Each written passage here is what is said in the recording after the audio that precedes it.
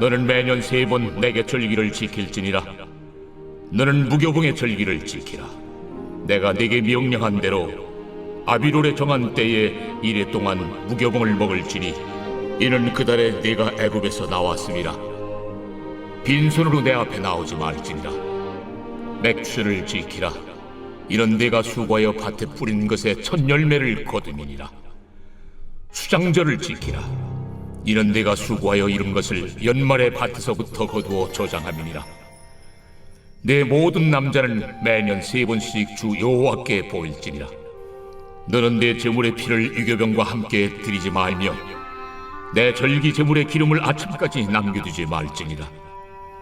내 토지에서 처음 거둔 열매 가장 좋은 것을 가져다가 너희 하나님 여호와의 전에 드릴지니라. 너는 염소 새끼를 거미의 젖으로 삼지 말지니라. 내가 사자를 내 앞서 보내어 길에서 너를 보호하여 너를 내가 예비한 곳에 이르게 하리니 너희는 삼가 그의 목소리를 청종하고 그를 노엽게 하지 말라. 그가 너희의 허물을 용서하지 아니할 것은 내 이름이 그에게 있음이니라.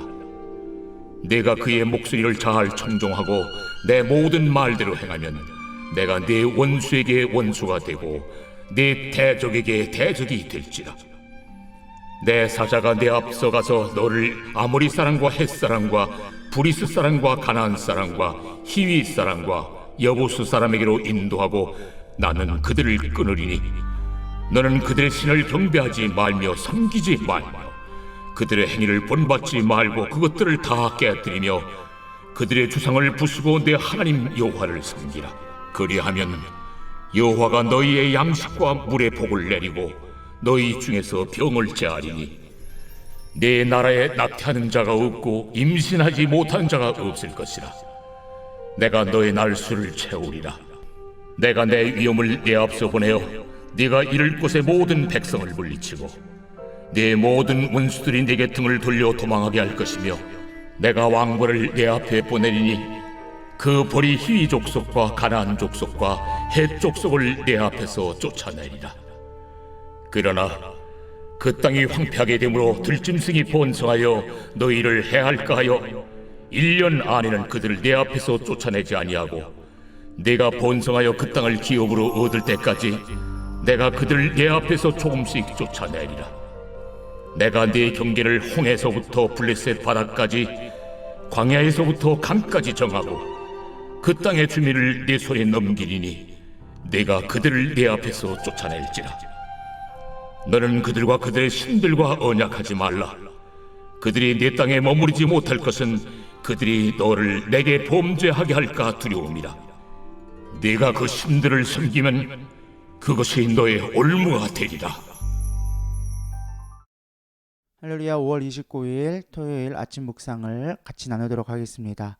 오늘의 본문 말씀은 출애굽기 23장 14절에서 33절 말씀입니다. 제목을 하나님을 잊지 말자라는 제목으로 같이 우리 은혜 나눴으면 좋겠습니다. 오늘의 본문의 내용은 가나안 들어가기 전에 하나님이 이스라엘 백성이 주신 법도들을 이야기해주고 있습니다. 그 마지막 부분에 해당되는데요.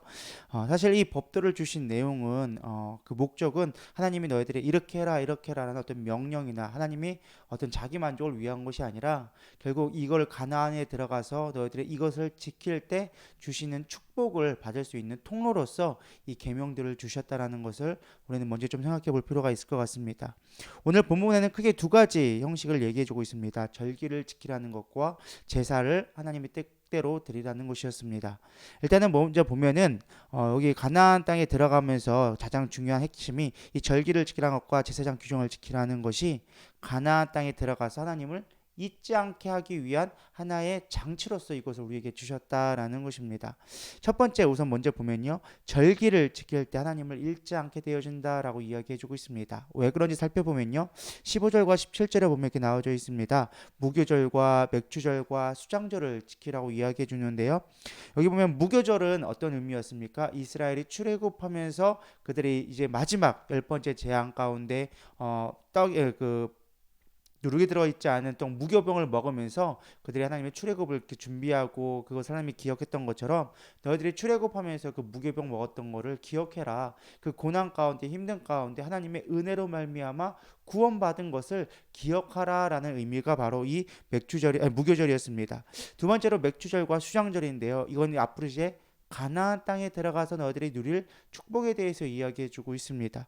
맥주절은 무엇입니까? 어떤 추수에 관련되어진 거고 수장절은 추수한 다음에 그것을 보관하는 것에 대한 절기. 오늘날로 말하면은 추수감사절, 맥주감사절은 이제 뭐 보리 추수기라고 하는데 그거와 연결지어 생각하는데 어쨌든 두 개 다 중요한 것이 어떤 하나님이 주시는 축복을 누리는 것에 대해서 이야기해주고 있습니다. 사실 우리가 구원받은 것과 그리고 이 땅을 삶을 영위해 가는 것이 모두 하나님의 뜻이라는 것을 여러분 잊지 않을 때 하나님을 늘 기억할 수 있게 되어집니다. 다시 말해서 우리가 늘 감사하는 삶이 되어져야 함을 이야기하는 것입니다. 감사할 때 우리는 하나님을 잃지 않게 되어져 있습니다. 원망하고 불평하다 보면 하나님을 잊게 되어지고 하나님과 멀어질 수밖에 없다라는 것입니다. 오늘 내가 살아가는 그 모든 삶의 이유, 목적들이 다 하나님으로부터 왔다라는 것을 잊지 않기를 소망합니다. 저도 가만히 삶을 뒤돌아 보니까요, 참 목사로 살아간다는 게 얼마나 큰 축복인지, 사실은 지금 누리고 있는 그 수많은 것들이 하나님이 주신 축복이라는 것을 생각하게 되어집니다.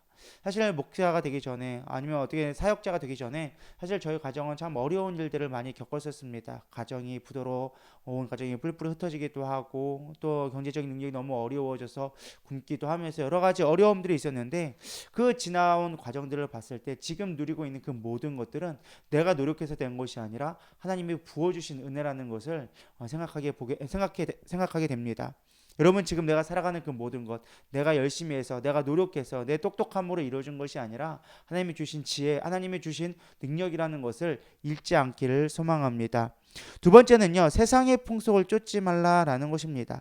18절부터 19절에 보면은 이제 너희들이 이 세 개의 절기가 나오죠. 이 세 개의 절기를 지킬 수 있는 네 가지 율례에 대해서 나옵니다. 이 네 가지 율례를 살펴보면요, 첫 번째는 무교병을 먹고 유괴병을 먹지 말아라. 쉽게 말하면 무교병을 먹고 뭐해라 피와 누룩을 함께하지 말라라고 이야기해주고 있습니다. 두 번째는 제물의 기름을 다음 날까지 보관하지 말아라. 세 번째는 첫 열매, 첫 수확 열매를 들어라. 네 번째는 염소 새끼와 그의 어미의 젖을 함께하지 말아라 라고 이야기해주고 있습니다. 1, 2, 3번은 이제 그 제사를 드리는 방법에 있어서 중요한 원칙이었고 네 번째는 특별히 제사를 드릴 때 이방 제의의 방법, 염소 젖과 새끼의 양을 같이 끓이는 인간적인 방법, 인간들이 맛있게 먹기 위한 방법, 이방적인 방법을 따르지 말라라는 것입니다. 오늘날 우리가 하나님의 말씀을 섬기며 살아가는 가운데 우리는 하나님의 원리와 하나님의 원칙으로 살아갈 수 있기를 소망합니다. 조금 나의 유익과 조금 나의 세상의 편리를 위해서 세상의 방법을 교회 안에 끌어오는 것만큼 하나님이 기뻐하지 않는 것이 여기 없다라는 것입니다. 우리는 늘 하나님의 방법대로 살아갔으면 좋겠습니다. 조금 손해를 보더라도 조금 어려움을 당하더라 할지라도 하나님이 주시는 원리대로 살아갈 때 우리는 하나님을 잃지 않게 되어지는 것입니다. 오늘날 특별히 절기 가운데 좀 적용해 볼 수 있는 문제가 무엇이 있을까요? 부활절과 우리 특별히 성탄절 또 여러 가지 뭐 성령 강림 주일이라든지 여러 가지 교회의 절기들이 있습니다. 특별히 성경에 기록되어진 절기들은 우리의 절기가 아니라고 무시할 것이 아니라 그 가운데 그 의미를 생각해줘서 우리가 절기를 잘 지킬 수 있는 저런 되기를 소망합니다. 부활절 그냥 4월달 행사 계란 먹는 날 교회 중에 한 주 중에 하나 이런 것이 아니라 우리를 위해 죽었다가 살아가신 그 예수님의 부활의 의미를 생각하게 되어지고 성탄절 이 땅에 예수님이 우리를 위해 왜 오셨는지 그런 것들을 생각해 볼 수 있는 저와 여러분 됐으면 좋겠습니다. 그래서 우리는 늘 하나님의 은혜를 생각해 봐야 한다라는 것입니다. 나의 편리와 효율성 어떤 감정 상황에 치우치는 신앙생활이 아니라 늘 말씀에 충성되어지는 말씀대로 살아갈 수 있는 저와 여러분 되기를 축복합니다. 세 번째 특별히 강조하고 있는 것은 무엇이냐? 이 절기를 지키기 전에 선지자의 말을 순종하라라고 이야기하고 있습니다. 여기 본문에는 사자라는 말로 나와져 있는데요. 특별히 21절에 보면 그렇게 나와져 있습니다. 너희는 삼가 그의 목소리를 청종하고 그를 높게 하지 말라. 그가 너희의 허물을 용서하지 아니할 것은 내 이름이 그에게 있음이니라 라고 이야기해주고 있습니다. 여기 20절에서 나와있죠. 내가 사자를 내 앞에 보내어 길을 널 보호하게 하리라. 이 사자는 누굴 얘기할까요? 오늘날로 말하면 영적 지도자들, 목회자나 아니면 교회의 지도자들을 이야기할 수 있습니다. 그들의 말을 잘 순종하고 따라주라는 것입니다. 그들이 잘나서 그들이 뛰어나서가 아니라 하나님이 그들을 통해 하실 일들이 있기 때문에 그들의 말에 순종하라라는 것입니다. 그럴 때 하나님이 원하시는 방법으로 갈 수 있는데 우리는 사람적으로 인간적인 모습으로 목회자를 보고 평가하고 판단하기 시작하면 하나님이 보이지 않게 되어져 있습니다. 그래서 우리는 항상 그 선지자의 말에 순종할 수 있는 저름 됐으면 좋겠습니다. 왜냐하면요, 하나님이 그와 함께하고 그 이름이 그에게 있기 때문에 하나님이 함께하는 것이기 때문에 하나님이 그 선지자와 함께하라고 말에 순종하라고 이야기하고 있는 것입니다. 참된 목자에게는요, 하나님이 그 말에 책임을 져주는 것을 저는 보게 되어집니다. 우리 담임 목사님과 주변의 여러 목사님들을 살펴볼 때요, 그 말에 권세가 있다라는 것입니다. 그 말대로 이루어진다라는 것입니다. 아마 우리 신혼의 많은 성도님들이 그것을 경험했을 것입니다. 여러분, 신앙생활 하면서 늘 선지자의 말에 주목할 수 있기를 소망합니다. 그 작은 농담 하나 할지라도 그것을 분별하여져서 여러분들이 들을 수 있기를 소망합니다.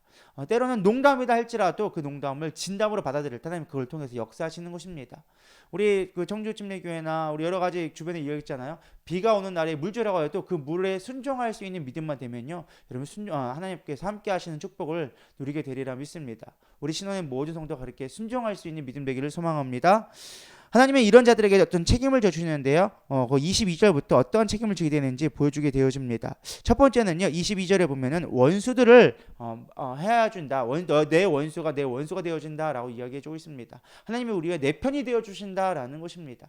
선지자의 말에 순종할 때 하나님이 내 편 되어주신다. 이거 참 놀라운 원리 아닙니까? 하나님 앞에 섬기고 세상적으로 본다면은 영적 지도자를 섬기는 것이 무슨 유익이 있을까? 무슨 연관성이 있을까? 하지만 하나님이 선지자들과 함께하기 때문에 그들의 말을 순종하는 자에게는 하나님이 그들의 편을 내 편이 되어준다라는 것입니다. 세상 살아가는 가운데 하나님이 내 편 되어주는 것, 그것만큼 좋은 것이 저는 없다고 생각합니다. 세상 사람들 다 나를 부인한다 할지라도 하나님만 내 편 되어준다면 우리는 반드시 이 땅에서 승리를 얻어내리라 믿습니다. 무엇보다 하나님을 잃지 않게 되어지리라 생각되어집니다. 두 번째는 어떤 축복이 있습니까? 25절에 이야기하고 있습니다. 25절 읽어보면 내 하나님 여호와를 섬기라. 그리하면 여호와가 너희의 양식과 물의 복을 내리고 너희 중에서 병을 제하리니 라고 나와 있습니다. 무엇을 얘기해주고 있습니까? 양식과 물의 복을 내려준다라고 얘기하고 있습니다. 먹고 마시는 것, 우리의 삶 가운데 주님이 축복이 넘친다라는 것입니다. 세 번째는 또 무엇을 얘기합니까? 25절 후반절에 질병을 제하여 준다, 아프지 않게 해준다, 보호해준다, 치료해준다, 회복시켜준다, 아니 아예 걸리지 않게 해준다라는 것을 이야기해주고 있다라는 것입니다. 네 번째는 또 무슨 축복이 하십니까? 26절에 보면 자녀에 대한 축복을 얘기했습니다. 내 나라에 낙태하는 자가 없고 임신하지 못하는 자가 없을 것이라 내가 너의 날수를 채우리라 라고 이야기해주고 있습니다. 당시의 최고의 축복, 지금도 이스라엘의 최고의 축복은요, 다산의 축복입니다. 그래서 이스라엘은 지금도 열 몇 명씩 자녀를 낳고 그것이 국가에서 보장해주고 이스라엘이 지금까지 수천 년 동안 이스라엘을 유지할 수 있는 이유 중에 하나가 바로 이 다산의 축복이었거든요. 근데 하나님을 믿는 자에게는 이 자녀의 축복을 허락한다라는 것입니다. 오늘날 참 불행이 무엇입니까? 불임들이 그렇게 많다라는 거예요. 옛날에 비해서 불임이 점점 증가하고 있고 의료 기술은 발달되어지는데 자녀를 낳지 못하는 자가 점점 많아지고 있다라는 것입니다. 물론 예수 믿는다고 꼭 다 자녀를 낳는 것은 아닙니다. 그러나 하나님 주신 축복 가운데 반드시 자녀에 대한 축복, 그들의 자녀를 지켜주는 축복이 반드시 있게 되어진다라는 것입니다. 여러분, 주님이 주신 축복을 누리기를 소망합니다. 다섯 번째는 하나님이 이 땅에 살아갈 것을 준비해 주신다라는 것입니다. 29절과 30절에 보면 나옵니다. 그러나 그 땅이 황폐하게 되므로 들짐승이 번성하여 너희를 해할까 하여 1년 안에는 그들을 내 앞에서 쫓아내지 아니하고 내가 번성하며 그 땅을 기업으로 얻을 때까지 내가 그들을 내 앞에서 조금씩 쫓아내리라. 사실 하나님이 능력이 없어서 이스라엘의 그 가나안 족속에 있는 족속들을 한 번에 몰아내지 못한 것이 아니라는 것입니다. 몰아낼 수 있는데 어떻게 되어지는 것입니까? 너희들이 아직 연약해져서 그곳에 들짐승이 와서 너희들이 살지 못하는 땅이 되어질까 봐 그들이 땅을 지키고 있도록 내가 버티고 이렇게 하다가 너희들이 들어오면 너희들이 적응하게 되어지면 그때서 내가 조금씩 그들을 물리치게 될 것이다 라고 이야기해주고 있는 것입니다. 얼마나 하나님이 그의 백성을 사랑하시는지 여러분 이 말씀을 보고 깨닫지 않으십니까? 우리도 마찬가지. 하나님 왜 내 질병을 한 번에 고쳐주시지 이렇게 안 고쳐주십니까?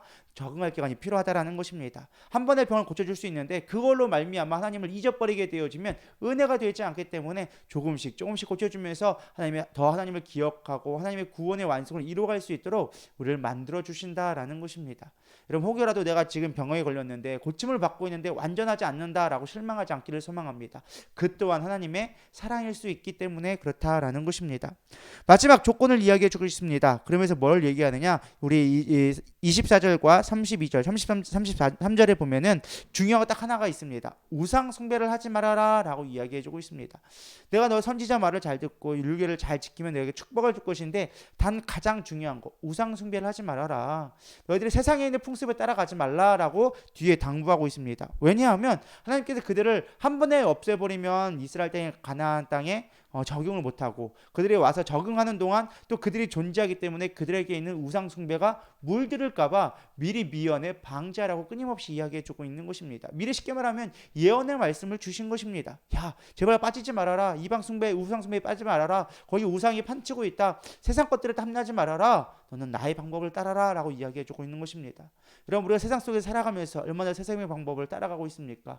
하나님의 방법을 따라갈 수 있는 저와 여러분 되기를 축원합니다. 그것이 우리의 신앙의 목적이고 우리가 이 땅에서 잘 사는 비결이며 이 땅뿐만 아니라 영원한 하나님의 나라에서 살아갈 수 있는 비결이라 믿습니다. 오늘도 그렇게 늘 주님을 기억할 수 있으면 좋겠습니다. 말씀을 정리하겠습니다. 오늘의 말씀은 가나안 땅 들어가기 전에 주신 말씀입니다. 쉽게 말하면 우리가 신앙생활을 가면서 천국 가기 전에 우리에게 주신 말씀이라고 생각해 볼 수 있다고 생각해 볼 수 있습니다.